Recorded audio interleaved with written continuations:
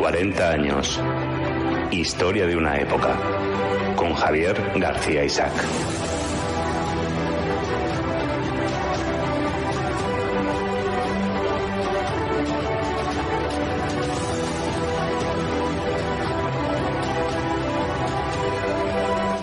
Pues estamos en 40 años, historia de una época, y estamos de nuevo con JF de la Mata. JF, ¿cómo estás? Buenos días. Bien hallado, aquí encantado de estar, don Javier, en este espacio que me brinda usted. Bueno, nada de usted, ¿eh? Ya me haces más mayor de lo que soy y no es para tanto. Bueno, después de repasar lo que fue la historia del diario El Alcázar, lo que fue el diario Ya, habíamos quedado en que íbamos a hablar de la historia de Radio Televisión Española. Efectivamente. Bueno, apasionante la historia de la Radio y Televisión Muy Española, apasionante, ¿no? Y una historia de mucho poder, porque la televisión, hay que recordar que Televisión Española ejerció durante muchísimos años en régimen de monopolio, casi 40, de los cuales, por cierto, 14 años en democracia, que decidieron mantenerla durante mucho tiempo como un régimen de monopolio.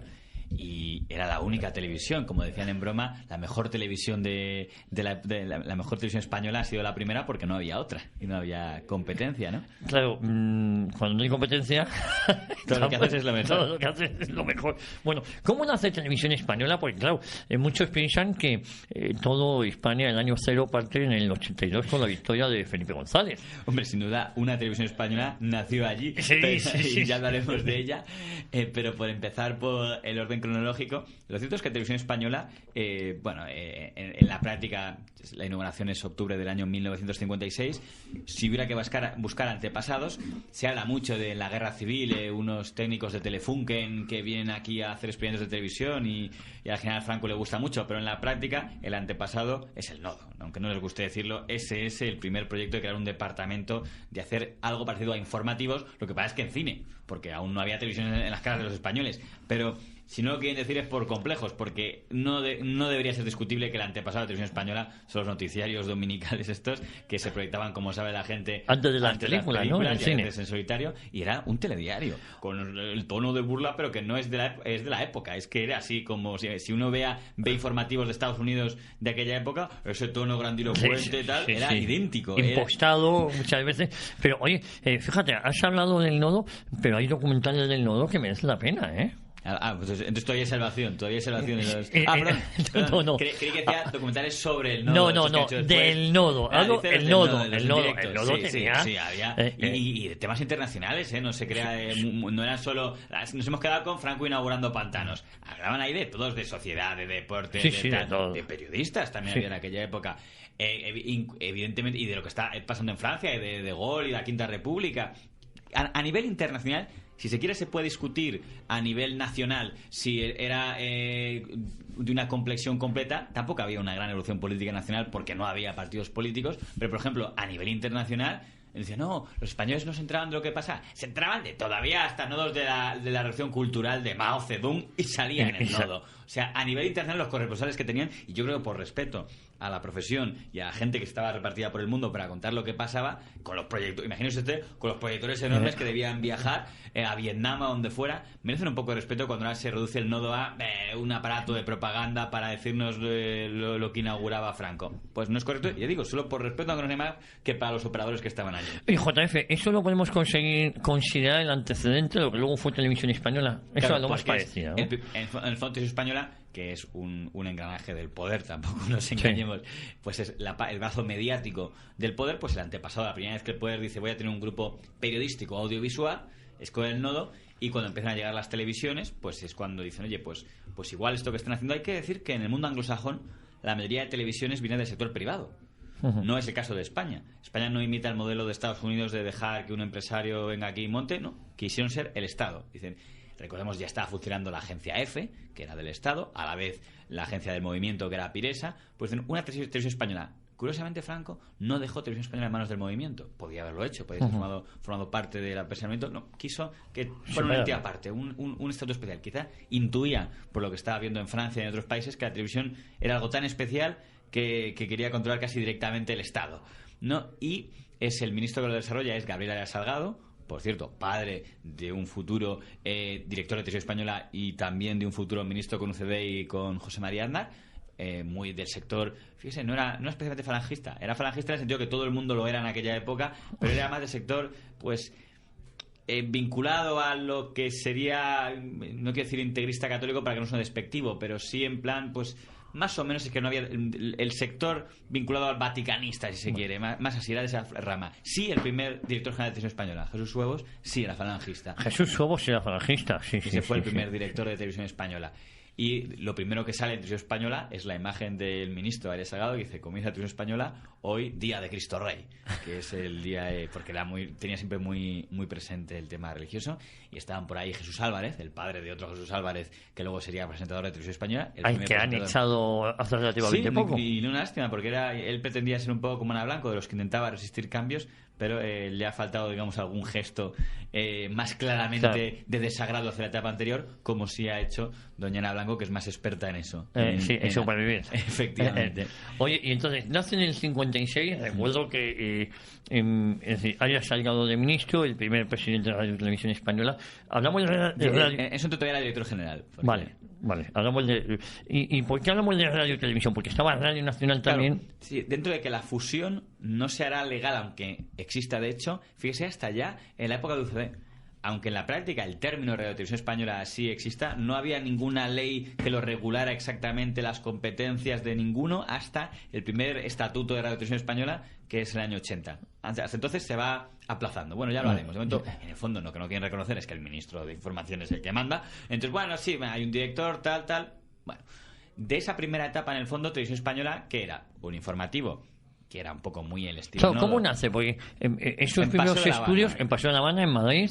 Sí, será Fraga el que lo cambia a Prado del Rey, curiosamente. Y Fraga, esas imágenes de Fraga, años después, inaugurando, eran los estudios de Prado del Rey. Que siguen siendo a día de hoy, aunque siempre dicen que los van a cambiar, el caso es que pasan los años y de momento siguen allí, por lo menos la mayor parte. El Prado del Rey somos aguas, también claro, en Madrid. Haciendo el bus y ves ahí una especie de islas, es un poco laberíntico, pero ahí están todos los edificios, la Casa de la Radio de Radio Nacional. Eso Fraga, que era un terremoto para todo, él se empeñó en que quería crear como una de sus obras unas grandes instalaciones de Prado del Rey. Él era un enamorado de la BBC, digo, yo creo que era algo así grande y tal. Y a nivel infraestructuras, nadie le puede negar que el impulso que dio, aunque sea pagado por todos los españoles, fue bastante efectivo. La televisión española a nivel técnico no tiene nada que envidiar la del año 64-65 con la de nuestros vecinos europeos. Era en blanco y negro, pero porque todavía no había llegado el color, pero por lo demás. Y el tipo de producción comercial ya la tenía. Fíjese que podía ser una televisión aburrida donde solo hubiera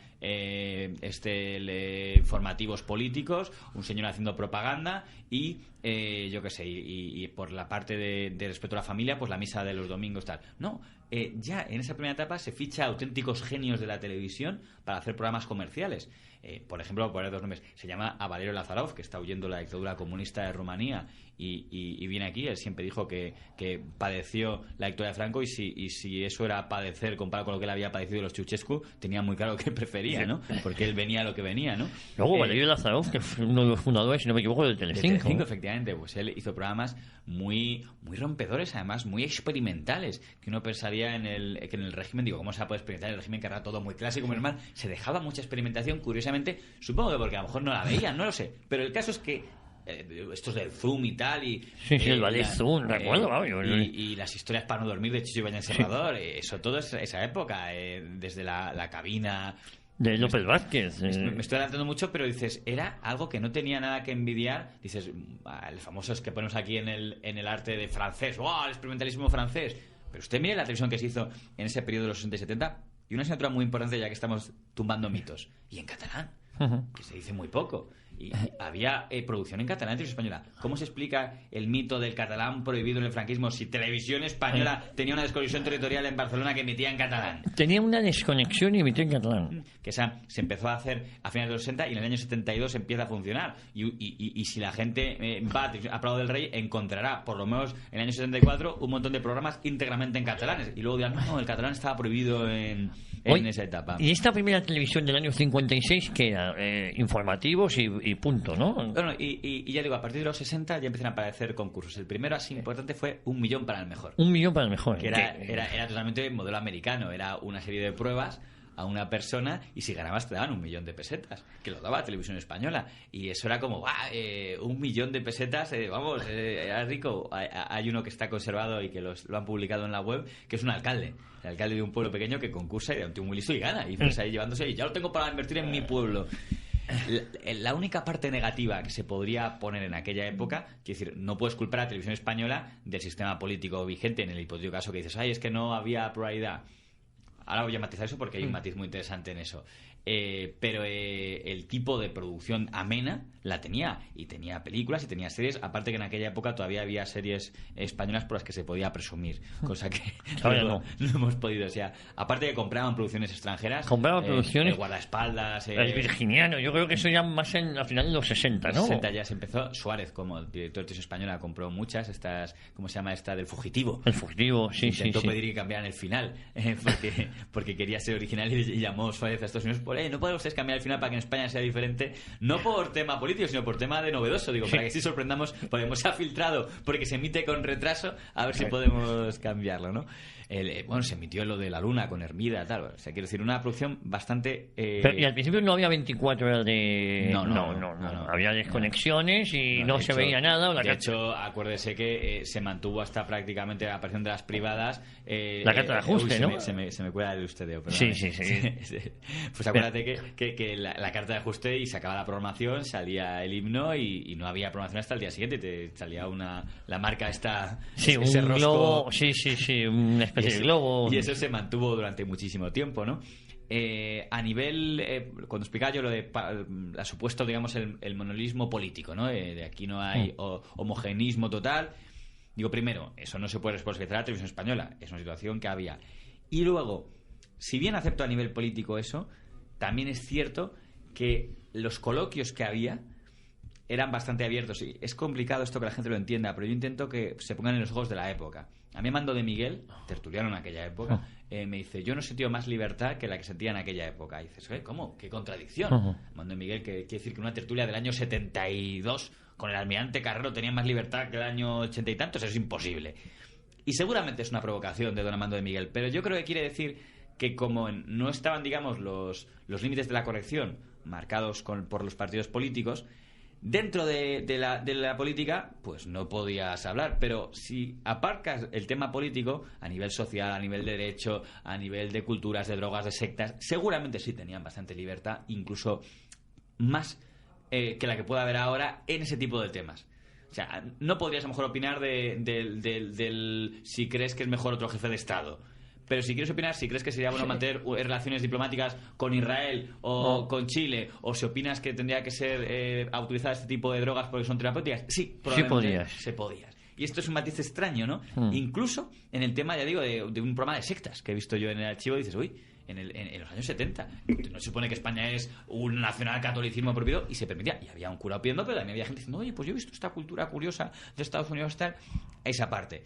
Y no digamos ya cuando aparece La Clave, que es un referente en el mundo. ¿Cuándo nace La Clave aproximadamente? La Clave auténtica, buena, en el año 74 ya es en el límite del cambio político, ¿no? Pero, por ejemplo, antes de esa etapa, ya Martín Ferrán había hecho un programa interesantísimo, que tuvo varios nombres, pero pongamos, por ejemplo, Directísimo, que es el antepasado que luego se llevará a la radio, a la cadena SER con Hora 25, ¿no? Ese programa es de las pocas veces que hay una intervención directa de la política por José María García, porque siendo Adolfo Suárez director de Radio Televisión Española, José María García, que era, como ha sido siempre, pues muy de provocar y un hueso suelto también, él dijo algo muy bestia contra el presidente del Oviedo, y como el presidente del Oviedo estaba emparentado con la señora Carmen Polo, pues se consideró que aquel programa era muy adecuado y los retiraron y se fueron a la cadena SER a hacer ahí Hora 25, que es donde triunfan en el fondo Martín Ferrán. En el fondo le hicieron un favor, ya sabe que los periodistas en martirio es lo que mejor venden, y muchas veces inventado, ¿no? Como la voladura del diario Madrid y tantas mentiras que ha habido en la historia de los españoles. Luego Martín Ferrán también es uno de los ideólogos de Antena 3, ¿no? Claro. Hemos hablado del video de Telecinco, todos venían de Televisión Española. De televisión española. Oye, y en esa televisión española ya, bueno, en los años 56 era poco porque había muy pocas televisiones por habitante, en el fondo, ¿no? Es que a nivel, en real, el ciudadano empieza a tener televisión española en el año 68-69, y la mayoría de casas entre el 70 y el 75. Eso es cuando ya todo el mundo tiene una televisión.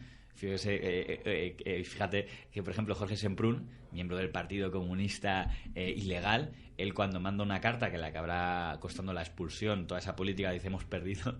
Es decir, no podrá haber una revolución nunca, le dice la cúpula, y es absurdo que lo digamos, cuando todos los españoles tienen coche y televisión. Era una exageración y una caricatura, pero para decir, si la mayoría de gente, ¿qué es lo que quería decir? Ha aparecido la clase media. Ha aparecido la clase media y ya no se van a matar. No va a haber una revolución. La clase media no se va a levantar en armas porque gobierna este color político o este otro. Aquel cuento de, no, es que la gente se está muriendo de hambre, tal, de los años 30, ya había pasado. Afortunadamente había evolucionado. Se puede decir quién, cómo, pero lo que no se puede negar es que esto ya se ha producido. No va a haber ya una revolución del campesino cogiendo el mosquete y pegando tiros a los ricos. Eso no va a pasar porque ya son clase media. Tienen tele y coche. En el 56 poca informativos y muy poca gente tenía televisión en las casas. A partir de los 60, sobre todo en medio del 10 años después. Pilar Miró está por allí, por cierto. Claro, es lo que te iba a decir. Hay nombres como Pilar Miró. Que luego se volverá rojísima, pero ella estaba en esa etapa. Y en el fondo más, yo creo, como artista de la televisión, muy jovencita. Es uno de esos talentos que tenía de realizadora. Que merece ser tenido en cuenta. Y por ejemplo, una cosa que hace muy bien Televisión Española son entrevistas muy buenas, programas de entrevistas muy buenos. Yo puedo poner en valor, por poner nombres, primero el programa de Soler Serrano de entrevistas, que ahora se ha reivindicado con la aparición de YouTube.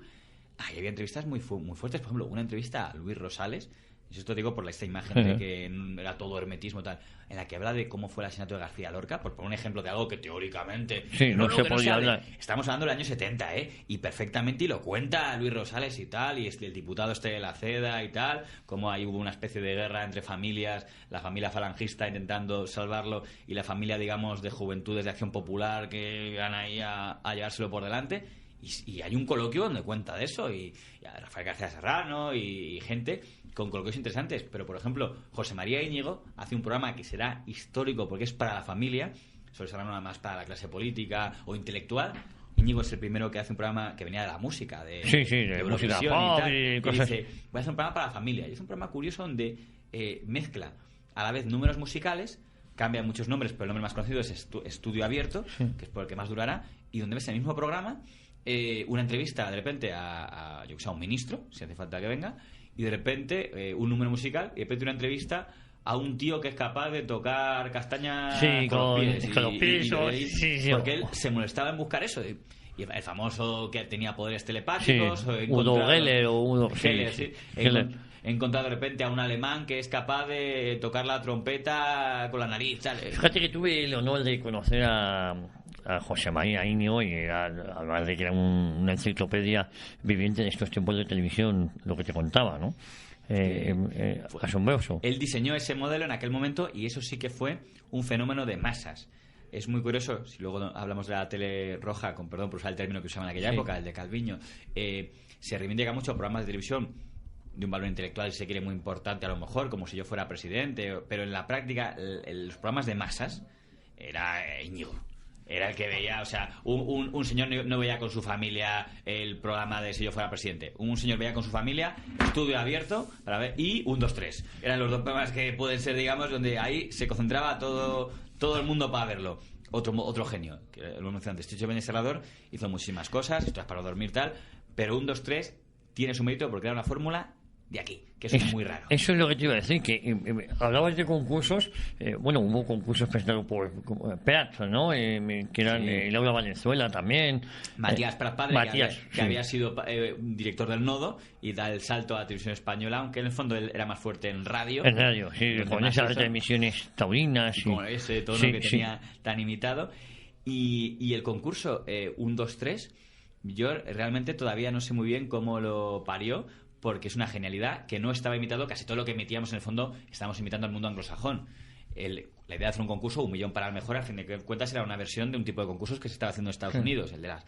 Y él dijo, no va a ser solo una cosa de preguntas, voy a meter todo en una especie de gran ¿Quién crea ese...? Este realizador, un director de cine, Chicho Ibáñez Serrador. Chicho Ibáñez Serrador, que el padre de Iván y Mentas, no me equivoco. Efectivamente. ¿No? Y él dice, vamos a meter una subasta, números musicales, y que ese número musical acabe con el objeto que luego se va a subastar, y el famoso regalo que era el coche. Sí, el coche era el coche y luego el apartamento. Luego ya subió apartamento y viajes en otros 1, 2, 3, ¿no? En aquella época el quizá, por terminar rompiendo mitos, y esto le va a molestar que lo diga a mi amigo el señor Valcarce, es que para mí también me parece que merece un lugar en informativos la figura de Juan Luis Cebrián. Es un punto en el que discrepamos él y yo. Porque, claro, es verdad que a Juan Luis Cebrián no le gusta nada reivindicar su etapa en televisión española. Pero a nivel informativos fue una... Porque, claro, él luego quiso ser el referente progresista, que es el gran delito de Juan Luis Cebrián, es el querer borrar su pasado y no asumirlo, que si no probablemente le hubiera ido mejor en su vida. Si no me equivoco, claro, en esta época, cuando él ingresa en televisión española, era jovencísimo, pero claro... era una época, estamos hablando de los 70. Claro, cuando sale Carrero Blanco cuando Adolfo Suárez, que por cierto Adolfo Suárez a nivel político fue totalmente en esa etapa brazo en alto, para que lo entendamos, luego evolucionará, pero justo en la etapa de televisión española, por ejemplo, le dio mucha cancha al duque de Cádiz y su matrimonio con Carmencita Franco, que fue dado en directo. Pero a nivel informativos quedaba pendiente hacer programas, digamos, de corte, digamos, de interrogatorio a los políticos. El primer programa que se hace así lo hace Juan Luis Cebrián, que no lo quiere reivindicar, pero bueno, porque tendrá complejos. Cuando él llega a la dirección de televisión española en el año 74, con Carlos Arias Navarro de presidente, se da cuenta que los políticos usan muy poquito televisión. O sea, hay un telediario, pero el general Franco, por ejemplo, nunca concedió una entrevista a televisión española. Su única intervención era los discursos de fin de año, con lo cual él dijo, oye, aquí hace falta esto. Entonces diseña un programa que es El Gobierno Informa, que es sentar a un ministro. Es decir, Franco nunca utilizó la televisión pública para... Supongo que le pareció algo moderno. Él podría haber estado arengas como Hugo Chávez contra el marxismo, tal. Nunca. O no se le ocurrió, o mira, yo creo que voy a perder Franco era más serio que todo eso, sí. Entonces, lo que se hizo Juan Luis Cebrián es un programa en el que el ministro se sienta en una mesa y alrededor de él un grupo de periodistas. Fíjese que se le da poder a los periodistas que no se había ocurrido a nadie en España y que le interroguen. Y uno diría, bueno, le harían la pelota. No. Se preguntaban cosas importantes. Había un periodista, estaba el director de Arriba, el director de ABC, el director de Alerta de Cantabria, o el de La Vanguardia, o el del Correo. Iban cambiando porque no cabían todos, había como 4 o 5. Ante el ministro, el que fuera, el ministro de Trabajo, los que peor lo pasaban eran los de Economía. Porque siempre salía, por ejemplo, había uno que era Victoriano Fernández Asís, que era otro periodista importante, que decía, señor ministro, mi mujer va a comprar y cada vez está más caro, ¿qué está pasando? Y el primer ministro tenía que hablar, bueno, es que la crisis del petróleo... Así que les ponían en un apuro. Y eso está conservado. Yo lo he visto en televisión española y digo, uy, ¿y qué dices esto? No me han dicho que existían estos programas. Y dice, no, esto lo puso Cebrián. Y lo ves y dices, oye, pues estaba bien este programa. Suárez se lo carga. Luego Suárez, como presidente del gobierno, UCD se lo carga ese modelo. No verá usted a casi... Bueno, no verás nunca... Adolfo Suárez no ha concedido ninguna entrevista a periodistas. Él usó Televisión Española, que vamos a hablar ahora después, más como una plataforma de publicidad que como una plataforma donde se me pudiera interpelar. Dentro que la cortesía de la época no eran como Ana Pastor, pero sí de preguntando temas de, oiga, ¿por qué está la gasolina cada vez más cara? ¿Por qué en la universidad hay tanto jaleo? ¿Qué se va a hacer? Yo creo que por eso digo que aunque no le guste a Cebrián, porque no quiere recordarlo, básicamente, pero... los informativos que él dirigió, que luego se mantuvo eso durante un tiempo, tuvieron programas que merece la pena poner en valor. Porque en el fondo, ¿por qué lo hacía? Porque era jovencito y decía, oye, la tele, pues tenemos que darle marcha a esto, ¿no? Luego también es verdad que mandaba las cámaras a grabar mítines del Partido Comunista en Roma. Pero bueno, todo está... pero claro, hay una cosa que tú has dicho, me ha gustado mucho, y es porque hay que romper mitos. Es decir, esa televisión no era una televisión oscura, ni era una televisión opaca, era una televisión feliz, viva, la clave es, novedosa. Simplemente compárala con la de la época. No verá una gran diferencia entre la televisión que había en ese momento en España con la que había en nuestros países vecinos, que serían Francia y, si se quiere, Reino Unido o Italia incluso. Es verdad que no había televisión privada, pero tampoco había demasiada televisión privada todavía en muchos países. El modelo de la división es más de los 80. De hecho, fíjese, la primera televisión francesa privada sale también muy parecida en España, 85. Con lo cual, en el fondo dices, oye, pues esta imagen del retraso español que nos encanta vender, vamos siempre de retraso, que nada, ya no vamos con retraso. A nivel técnico había. Y entre lo que se podía hacer, nada que envidiar. Quiero decirlo, fíjese, fíjate, estoy con el ustedeo, que no hay forma, del origen filipino. En La Clave, por ejemplo, hubo programas sobre la homosexualidad. Por poner un mito de no, ese tema, eso hasta que llegó Zapatero aquí en España era tabú. Pues no sé cómo me explican entonces que yo haya encontrado en el archivo de La Clave un programa sobre la homosexualidad, hablando con representantes y diciendo lo que han pasado y lo que han vivido. Si se supone que no se hablaba porque estaba prohibido.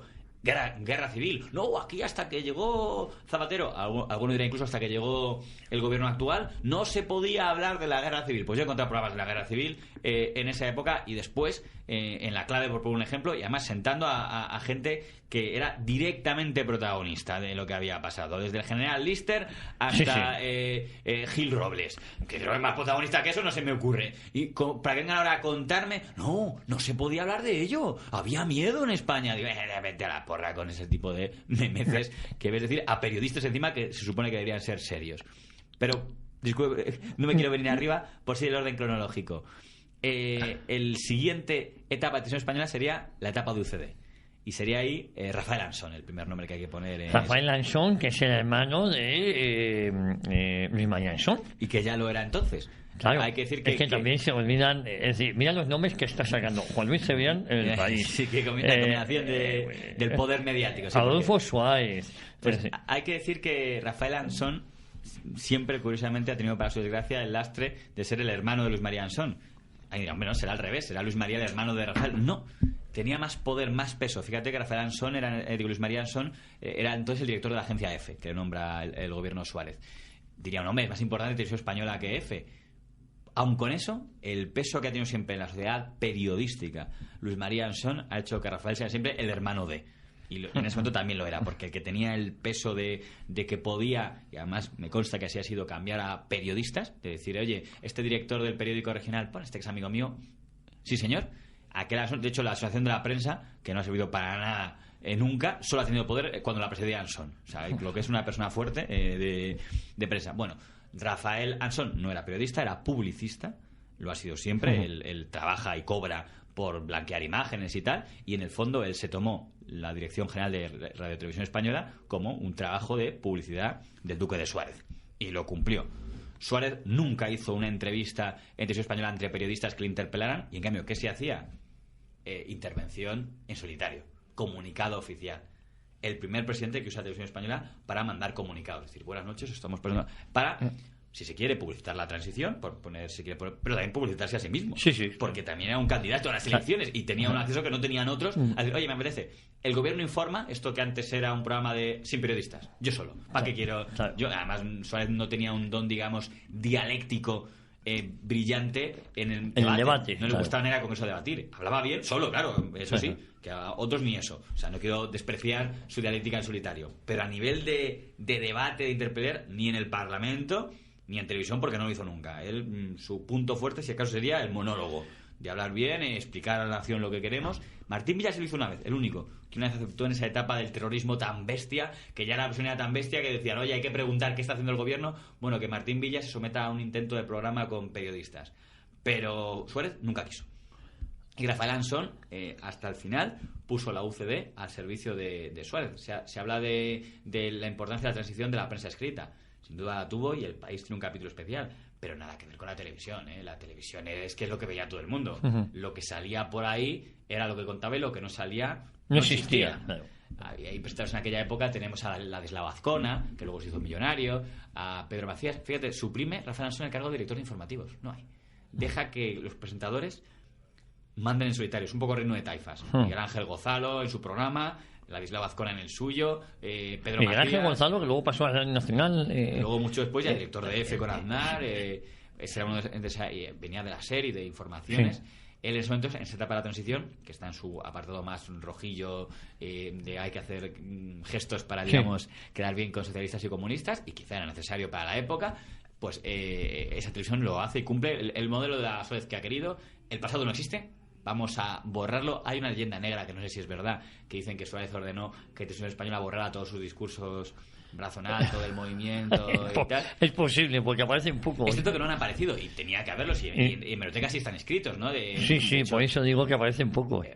¿Has visto tú el famoso discurso de Suárez como ministro general del movimiento de hay que hacer normal lo que en la calle ya es normal? Sí. Ese discurso empieza, aunque al comienzo no lo ponen, diciendo algo así como yo crecí siempre feliz ante el franquismo y nunca renunciaré a mi condición de José Antoniano, y por eso tengo autoridad para decir que ahora que ya no está, hace falta un nuevo cambio y tal. Entonces esa primera parte se ve que alguien la consideró inconveniente y ha desaparecido. Que hace Victoria Prego, cuando creo que nunca los pone. Nunca pone esa parte, ¿no? Yo a Victoria Prego la admiro muchísimo, pero su relato de la transición al final siempre tiene omisiones curiosas, ¿no? Sí. Antes y una visión muy buenista de todo, ¿eh? Claro, yo soy muy cursi, cursi, pero por ejemplo ella vende mucho la emotividad de la primera apertura de Cortes que emitió Televisión Española. Yo me emociono viéndola, pero no solo porque aparezcan Rafael Alberti, La Pasionaria y Ignacio Gallego, que por supuesto que me hace emotivo, pero se olvida que la emotividad no es que ellos estén, sino es que ellos estén y no se han ido los otros. La emotividad de las dos Españas, si llegan a entrar por una puerta Carrillo, La Pasionaria y compañía, y por la otra saliendo a patadas pues todos los que tienen algo que ver con el movimiento, Fraga, López Rodó y todos estos, no hubiera tenido gracia. La gracia, por eso ese motivo es que no lo dicen, es los que entran y los que se quedan. Sí. Que nunca digo, poned en valor esa parte, que nunca la ponéis en valor. Los que se quedan son los que permitieron que entraran los otros. Que eso también se olvida muchas veces, ¿no? En Televisión Española, que contribuye un poco a esa imagen, era un poco fruto también de ese modelo de transición que en el fondo es lo que diseñó quitando algún punto concreto, era el modelo de transición que había diseñado Franco. El régimen. Quitando... En el caso de Televisión Española se dan cuenta que tienen que hacer lo que decíamos antes, regularlo. Digo, esto hay que ver quién de quién es, porque la oposición empieza a decir, oye, vale, con la transición nos parece muy bien que tú hayas mantenido un control absoluto, no solo de Televisión Española, sino de la prensa en general. Contamos con una mano literalmente el número de periódicos que no controlaba el gobierno. Puede ser el Alcázar uno de ellos, el Imparcial, en Valladolid el Diario Regional, en Navarra el Pensamiento Navarro y los proetarras de Egin. Estoy dando 5. Todos los demás eran totalmente pro Suárez.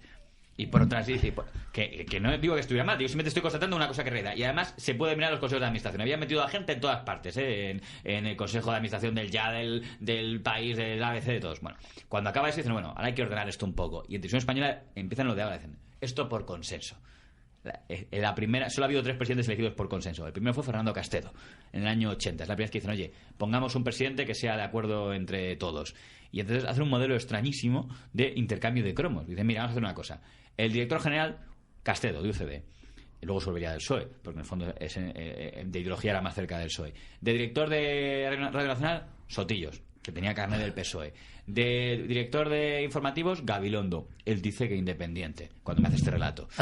Me dice de Castedo... Tú has tenido ocasión de entrevistarle y él te dice me dice, este pacto fue el siguiente. Me dice, Castedo dice de director general, Sotillos del PSOE, director de Radio Nacional, Balbín del Partido Comunista, José Balbín de la Clave, en ese momento era afiliado del Partido Comunista, director de programas espaciales. Y por cierto, pertenecía al Partido Comunista, que yo creo que era Vox Populi, y se le permitía hacer el programa de la Clave en el año 70, 74. Y ha sabido, no sabían a lo mejor si era de carnet, pero que era simpatizante, sí lo sabía todo el mundo. Y Gabilondo dice él mismo cuando cuenta este pacto de independiente, desde director de informativos. En el fondo, cuando dicen a la gente, hombre, qué suerte, hubo un consenso, hubo un director pactado entre UCD y el PSOE. Más que un consenso, diría que es que UCD cedió Televisión Española, si no al PSOE, al progresismo, ¿no? Y en esa etapa también estaba Dragó, que hacía programas. Ese modelo no funcionó. Y una lástima, porque podía haber sido, porque al final la propia UCD lo reventó. O sea, era un momento en el que después del 23F hacía reportajes de Televisión Española con aquí en paro se está muriendo de hambre la gente, todo es una catastrófico, el apocalipsis. Estaban preparando el terreno para las elecciones del 82 y una ocasión me acuerdo que pillaron a gente que era mentira, que se vio un tío diciendo, tengo 5 hijos y se mueren de hambre y tal, y lo dijo, pero si este señor es un concejal del Partido Comunista que no tiene 5 hijos, tiene 2 y están todos colocados, quiere decir, ¿qué me estás contando? Bueno, cuando Gabilondo cuenta que le echaron de Televisión Española, esa parte no me la contó. Me dijo, no, me echaron por un reportaje. Luego me enteré de la historia del reportaje por el que echaron a Gabilondo de director de informativos de Televisión Española. Que, bueno, no digo que sea culpa de él, porque eso es la culpa de los redactores de turno que lo hicieron. Se me ha ido el nombre, pero va a ser un redactor que era muy extremista y que claramente estaba ya en una operación de qué mal está el gobierno. Al final la UCD se harta, echa a Castedo y compañía, pone a Robles Piquer, pero vamos, ya en OCD... ya hay en Televisión Española hay un clarísimo componente de televisión progresista, de izquierdas, no de izquierdas no revolucionaria, pero sí de izquierdas pues sobre todo, por ejemplo, el tema de la moral, tiene muchas ganas de hacer un destape y tal, y ya está preparándose para que en cuanto llegue el PSOE se aplique el cambio y larguen a todos. Pero fíjese que largaban incluso a gente como Amestoy. Amestoy es de la etapa de esa de UCD y era muy progre, pero no lo fue suficiente como para sobrevivir.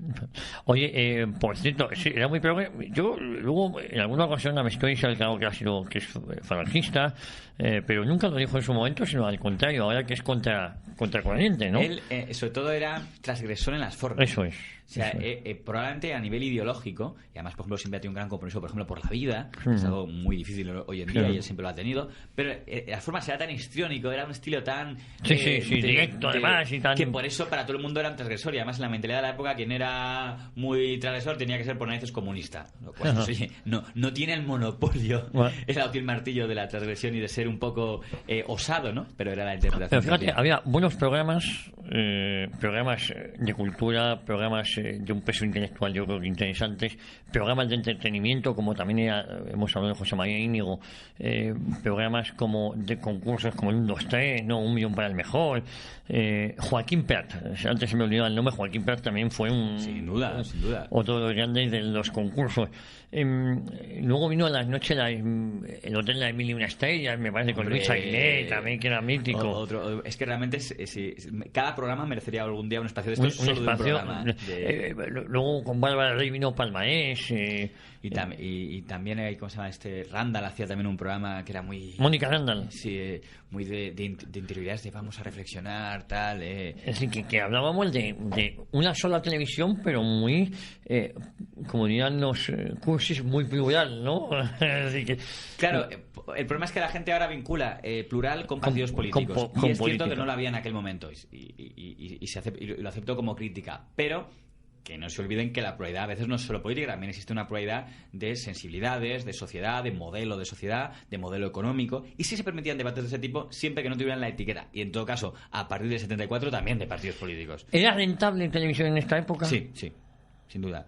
Y se mantenía con su publicidad y... La ruina de Televisión Española, la sentencia de muerte de Televisión Española supongo que vino a partir del 89-90, pero además es una ruina muy encadenada. O sea, hay demasiados errores encadenados ahí, hasta el punto que nadie se ha atrevido a solucionarlo, porque en el fondo nadie le ve la solución al nivel de quiebra que hay de Televisión Española, aunque luego el que más daño ha hecho a ese apartado sin duda el gobierno de José Rodríguez Zapatero. Pero claro, José Rodríguez Zapatero toma una cosa que fue inconcebible, que era quitar la publicidad. Eso es el suicidio de Televisión Española. Era algo que decir, pero ¿cómo que quitar? Ese suicidio aún lo estamos pagando en este momento. Quiero decir, quitar beneficios a una televisión es el fin de la televisión. Claro. Es decir, entonces da igual que el programa sea bueno o malo, que tenga más audiencia o menos, porque desaparece. A la gente, algo que se olvida es como la prensa pública. Un día podríamos hablar de la prensa del Estado. La prensa del Estado era una ruina porque en la mayoría de periódicos que eran de movimiento luego de la prensa del Estado no se compraban. Pero si un periódico gana dinero, es que está ganando dinero para el Estado. Es que Sur de Málaga ganaba dinero para el Estado, Levante de Valencia ganaba dinero para el Estado, o Alerta de Cantabria ganaba dinero para el Estado. Televisión Española ganaba dinero para el Estado, porque era más lo que podía conseguir en publicidad que lo que gastaba. Enseguida lo perdió, porque enseguida tuvieron una política de contratación que ya era limitada. En los 90 ya estaban números rojos. En el año 96, cuando llega el PP, en números rojísimos. Y cuando llega Zapatero, está en quiebra técnica. Y en quiebra técnica toma la decisión, o sea, incluso con lo que ingresaban, ya estaba en quiebra, las pérdidas eran brutales. Y encima quitas los ingresos. Los ingresos. Dice... ¿Cuándo empieza a cambiar esa televisión del tardofranquismo, que hemos dicho que era de calidad, que era de entretenimiento, que reunía a la familia en torno a la televisión? ¿Cuándo empieza a perder valor? ¿A partir de los 80 o ya estaba, o a partir del 77, 78 ya empieza una degeneración? El problema es que no fue capaz de integrar la pluralidad política manteniendo el nivel de calidad. Porque fíjate que hay que ser muy crítico con los partidos políticos. Los políticos al final entendieron que la pluralidad era también tomar cotos y tomar, con lo cual ya al final empezaron a despertar un sentimiento en muchos profesionales de Televisión Española de tengo que tener mi protector político. Si tú tienes un protector político, en el fondo ya no eres libre. Digo que estás limitado a esa protección. En Televisión Española se empezaron a montar, cuando llega el PSOE, con José María Calviño, ya empieza a tener su gente, y su gente es su gente. hay una situación ridícula, que es que teniendo el PSOE mayoría absoluta, hay guerras en Televisión Española. Por la gente de Alianza Popular, no, esa no existe. Por dentro de la gente del PSOE. Se empiezan a formar escisiones, empiezan a formarse el grupo de afines a Felipe González y el grupo de afines a Alfonso Guerra. Y empiezan, ¿tú de quién bando eres? Empieza una política de bandos que luego se ha mantenido ya entre partidos. Pero fíjate que la primera vez que hay bandos es dentro del propio Partido Socialista. Hay programas que controla el felipismo y programas que controla el guerrismo. José María Calviño era el hombre de guerra, el primer director general de Radio Televisión Española con el PSOE, un genio, si se quiere, y una lástima que no lo usara todo al servicio del bien. Y Pilar Miró era la gente de Felipe González. Y tenían unas peleas brutales. Hubo programas que se levantaron por ese tipo de peleas. A Luis de Benito, a Caparrós, que tenía un programa de precios. Y eran peleas internas. De esta cota es de... Con lo cual, ya sin querer, cada programa era el suyo. Miguel Ángel Gozalo, por ejemplo, hizo un programa llamado Derecho a Discrepar, que pretendía ser un intento de tertulia, donde estaba ahí, Gonzalo lo presentaba y había ahí se hablaba un poco de cosas de repente del GAL, y estaba Corcuera contra Pedro J y tal. Ese se lo cargan porque hace un día un programa contra Boyer por el tema de la Preisler. Inmediatamente acaba de llegar como nuevo director de Televisión Española Luis Solana y dice, bueno, un programa donde habéis hablado de las relaciones entre Boyer con Preisler, fuera, suprimido. Pero en el fondo la clave es que no eres de los míos, porque tú eres de Pilar Miró y yo soy de otro equipo. Ya empieza a haber ese sentimiento de equipos que pervive a día de hoy, de el que llega tiene su gente. Y si tú no eres de mi gente, hazlo bien, porque a la mínima al rincón. Pero si nos echa la gente, empieza a haber un rincón muy grande de gente que está cobrando sin hacer nada. Otra de las grandes tragedias de Televisión Española. Hablamos de Íñigo. A Íñigo se lo cargan en esa época. Calviño echa a José María Íñigo. Calviño echa a José Luis Balbín, que hacían programas en Televisión Española. La Clave tiene un final en Televisión Española. Muy por la puerta de atrás, ¿no? La Clave. Sí, es verdad que probablemente porque Balbín seguía siendo, aunque no lo que... Balbín, cuando llega, apoya totalmente a los socialistas, a pesar de que su partido era el Partido Comunista. Hay una época en la que se vuelve totalmente afín al PSOE y le nombran director de informativos, que sea el cargo estupendo ya para controlar todo aquello. Balbín, de hecho, tiene un episodio muy triste. Yo tengo su versión porque se lo pregunté. Me cuesta un poco creerla porque no coincide con la mayoría de los de la época, que es que el PSOE expulsa a un concejal de Madrid, Alonso Puerta, porque denuncia corrupción. Alonso Puerta fue fundador del PASOK, que luego acabó en Izquierda Unida. Que era el heredero del PSOE histórico. Sí. Pues Alonso Puerta era concejal del PSOE en Madrid, era secretario general del PSOE en Madrid, entonces está enfadado porque le han echado y ha puesto Leguina, y entonces dice que le consta que en el ayuntamiento de Tierno Galván hay corrupción, que han cobrado sobornos por una cosa de basuras y entonces le expulsan del Partido Socialista por injuriar a compañeros, y además hacen algo que es ilegal, que es que le expulsan como concejal. Ahora ya se sabe que eso no se puede hacer. En aquel momento el PSOE no sabía, y entonces dicen, porque puedes expulsar a alguien del partido, no del concejal. Y Tierno Galván le prohibió la entrada a Alonso Puertas siendo concejal, y entonces le invitan a La Clave. Y entonces Tierno Galván se entera de que, ¿cómo? Eso no puede ser, y llama a que lo quiten. La versión que más me creo es la cuenta Cándido, que entonces era jefe de prensa de Televisión Española, el famoso Carlos Luis Álvarez Cándido. Sí. Pues él cuenta y dice que... El viñetista, Cándido, sí. Llama a Tierno Galván y entonces le dice, no, vetado. Y entonces Balbín dice, oye, no me atrevo a hacerlo, ya lo he anunciado, con lo cual no hay programa, no hay La Clave. Y entonces se cancela La Clave anunciada en prensa y se alega que es que estoy enfermo. Es que Balbín ha sido víctima de una repentina enfermedad y luego algunos periodistas le vieron de viaje en Alemania. Con lo cual fue un espectáculo muy ridículo. Ese fue el último episodio que nunca se llegó a emitir, nunca se llegó a grabar, porque se hacía en directo, ¿no? Luego se llegó a grabar y luego, de hecho, muchos años después se acabó emitiendo, pero que no se emitió en aquel momento, que había una campaña electoral de las municipales del 83 y sobre todo en ese momento, por lo que sea, Tierno Galván no quería que su exconcejal saliera por ahí acusándole de corrupción. Tras eso, a Balbín le echan como director de informativos, pero sigue siendo director de La Clave. Ahora bien, ya está un poco rebotado, porque se siente como, oye, ¿cómo me habéis maltratado? Tal, encima que os hago caso y me echáis, era por el espectáculo ridículo de la supuesta enfermedad y tal. Y entonces le dejan La Clave. Y él ahí entonces ya empieza a convertirse un poco como su zona particular. Y en el fondo el poder no le gusta eso a las fincas particulares. Llega el referéndum de la OTAN y Balbín entonces recupera su vieja ideología comunista y empieza a hacer programas anti-OTAN. Sobre todo hace uno que no sé, ese sí que no se llega a emitir, que va a ser totalmente un OTAN no. Va a sentar a Tamames, que aún es de izquierdas, aún está haciendo campaña contra, no está en el Partido Comunista, pero sí está en la plataforma anti-OTAN, a Gerardo Iglesias, a tal. Claramente por la composición de invitados le llega esto a Guerra y a Calviño y dicen, esto es claramente lo que pretende el tío, es hacer un programa contra la OTAN.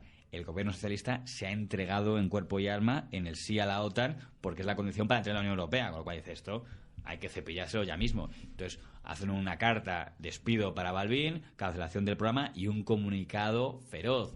Un señor que se ha creído que esto es su reino personal, Balbín demandó a Televisión Española solo por el comunicado que hicieron, donde le llamaban de todo, de este señor que se ha creído, tal, no sé cuánto. Bueno, un triste final para Balbín, que lo hizo desde un hotel. Dice, sí, pues voy a hacer mi último programa desde el hotel. Creo que estarán por internet las imágenes, donde dice, aquí estamos, y al final, fíjese, en ese programa gritan, viva el régimen anterior.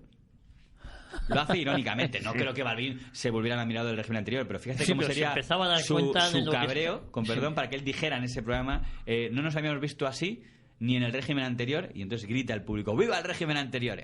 Se ríen todos, pero para que vea el ambiente de mosqueo que tenía él, y luego él ha reconocido en otro programa, ya en Antena 3, en La Clave, él llega a decir una frase, y ahí ya no es un calentón, lo dice con todo conocimiento de causa, es decir, nada ha cambiado. Dice, si me dicen que ahora hay libertad porque hay parcelas de libertad, digo, eso lo había también en el franquismo.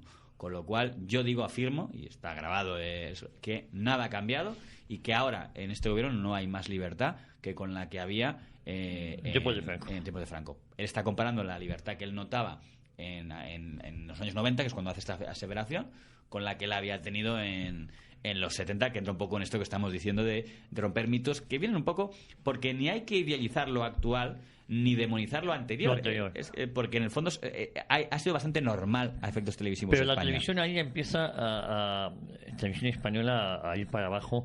Hoy hay un programa que no quiero que se me olvide, porque hubo muchos programas míticos. Informe Semanal ha estado... Cierto, bueno, sigue estando. Sigue emitiéndose, ya ha perdido una jovencísima Rosa María Mateo, ¿quién lo iba a decir? La joven promesa del periodismo. Paco Umbral escribió un artículo que encontré yo el otro día en el año 93, donde decía Rosa María Mateo es al régimen felipista lo que Matías Prat era al régimen de Franco. Sí, buenísimo. En referencia, y dice el artículo, en el fondo pretende elogiarla, pero decir lo que era, porque era...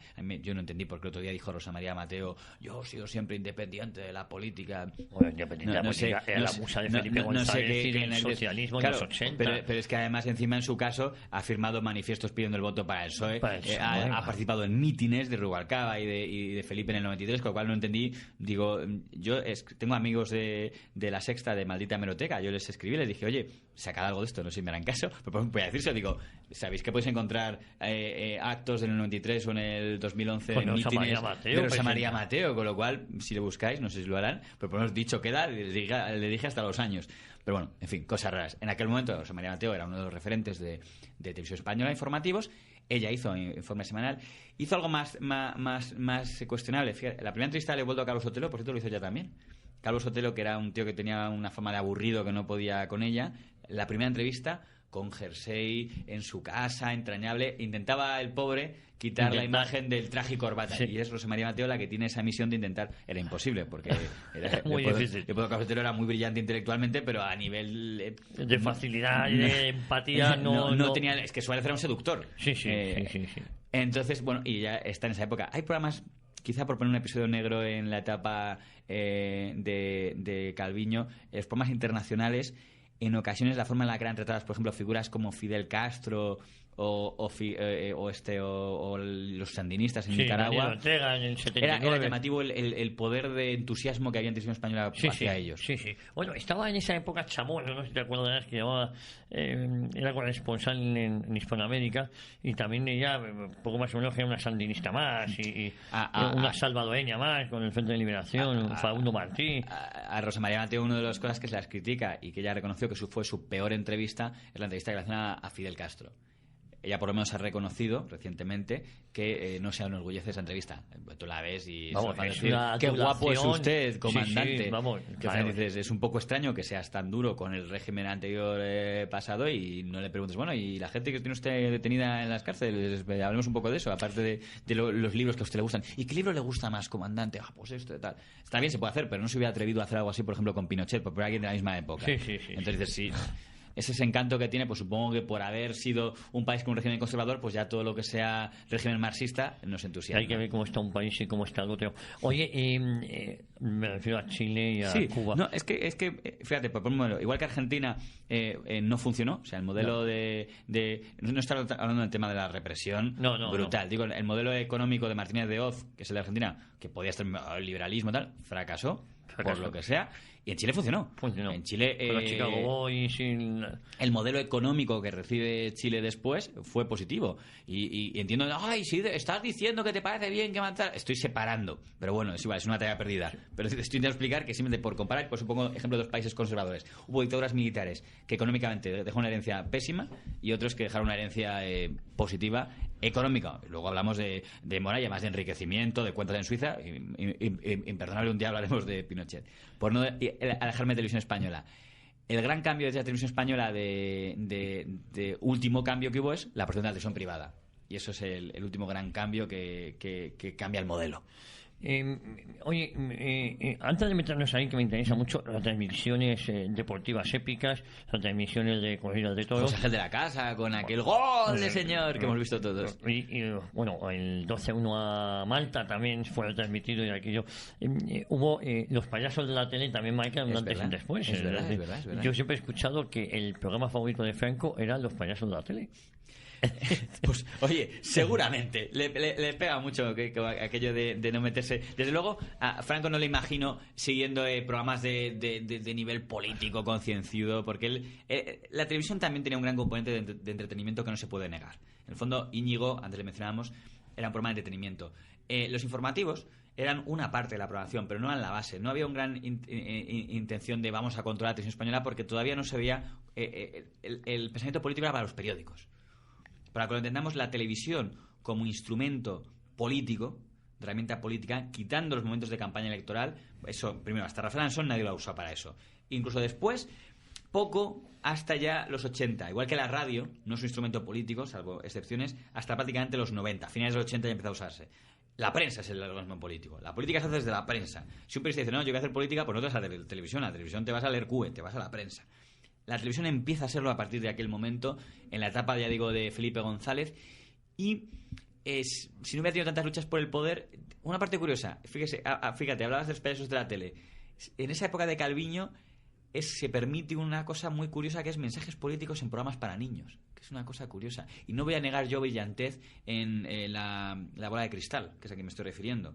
Pero es llamativo escuchar en un programa para niños la preciosa voz de Matilde Conesa haciendo de la bruja Berías, diciendo, ¡jojo! Soy tan mala que soy liberal, viva el mal, viva el capital. Es llamativo, ¿no? Eso ahora sería impensable. Lo pongo como algo negativo si se quiere decir que un programa para niños no debería poner inducir adoctrinamiento político, que sin duda, pero también por invertirlo era curioso que hoy lo políticamente correcto impediría algo así.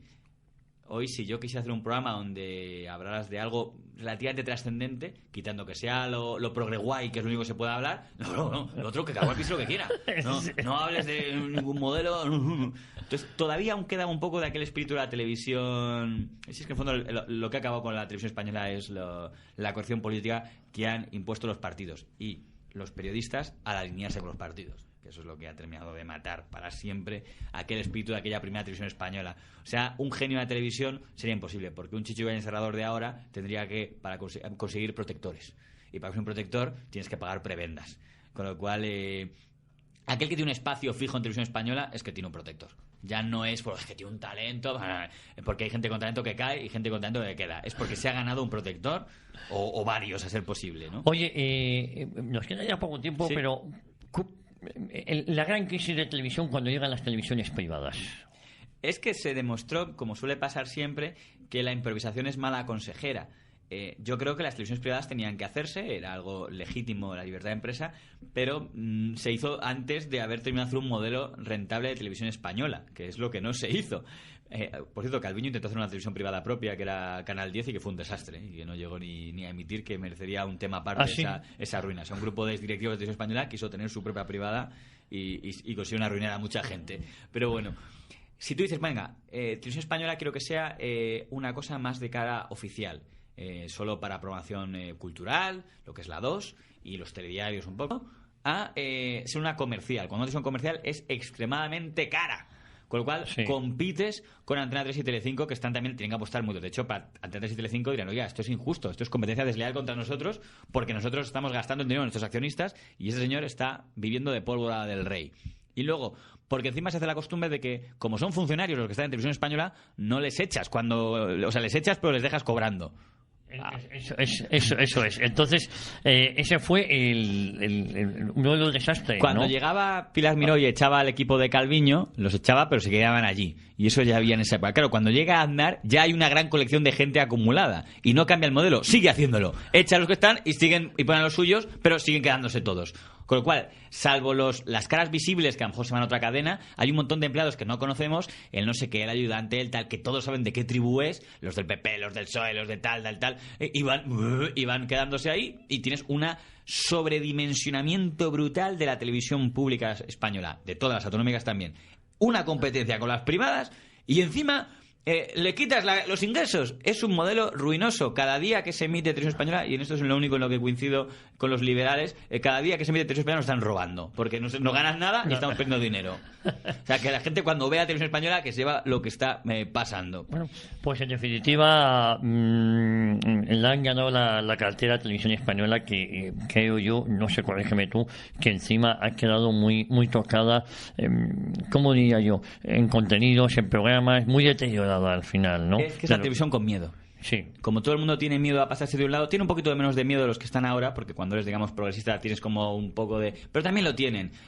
Hacer programas, ¿qué puede hacer? Pueden hacer Masterchef, que si les funciona es de lo poco rentable en este momento en Española, pero no lo pueden rentabilizar porque no tiene publicidad. Okay. Sería un programa que podría ganar dinero a lo mejor. Pero quitando alguna cosa muy... no se atreven a hacer nada, con lo cual todo el mundo...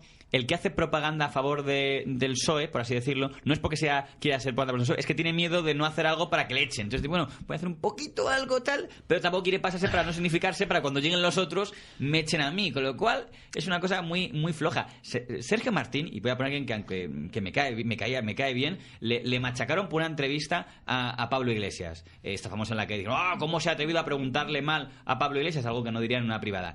Sergio Martín empezó diciendo a sus tertulianos, por favor, no os paséis, buen rollo.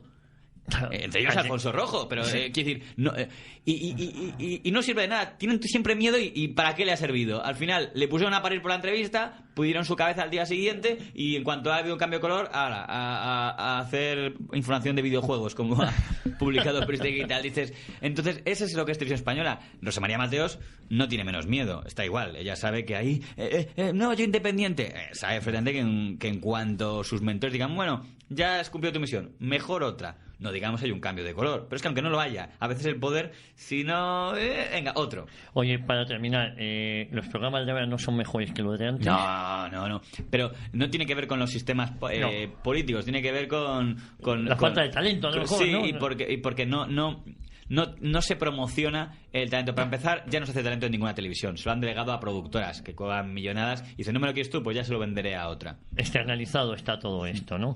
Oye, y por último, ¿tiene salvación Televisión Española? Bueno, es un liberal puro. ¿O es absurdo que haya una televisión estatal igual que hay 17 televisiones autonómicas, como mínimo? Un liberal puro te diría que se cierre todo lo público. Una televisión pública puede tener sentido para determinados valores, para estar seguro de que el Estado tiene una comunicación social, porque dices, no, que no dependamos todo de lo comercial, no para hacer televisión comercial. Y lo que no tiene sentido es compatible con 17 televisiones autonómicas. Si había un sentido para la televisión pública, es que ella se hubiera encargado de la división autonómica, de que ella se hubiera encargado de la información en catalán en Cataluña, en gallego en Galicia. Si el Estado tenía sentido de controlar algo, era la diversidad cultural de idiomas, de folclore, tal. Y no esto. Cedérselo a las comunidades y mantenerla, no sé para qué, o sea, ¿para qué cuernos ha servido la desconexión territorial de Cataluña en televisión española, en Galicia, en tal, si ya tiene una TVG? JF de la Mata, un placer como siempre haberte tenido aquí en los micrófonos de Radio Ya, y seguiremos ahora ya, pensamos cuál es el siguiente programa en este serial de medios de comunicación al que le estamos dedicando estos programas de 40 años Historia de una época. Siempre un placer. Muchísimas gracias a todos ustedes, muchas gracias por su fidelidad. Prometemos volver la próxima semana aquí a Radio Ya, 40 años, Historia de una época.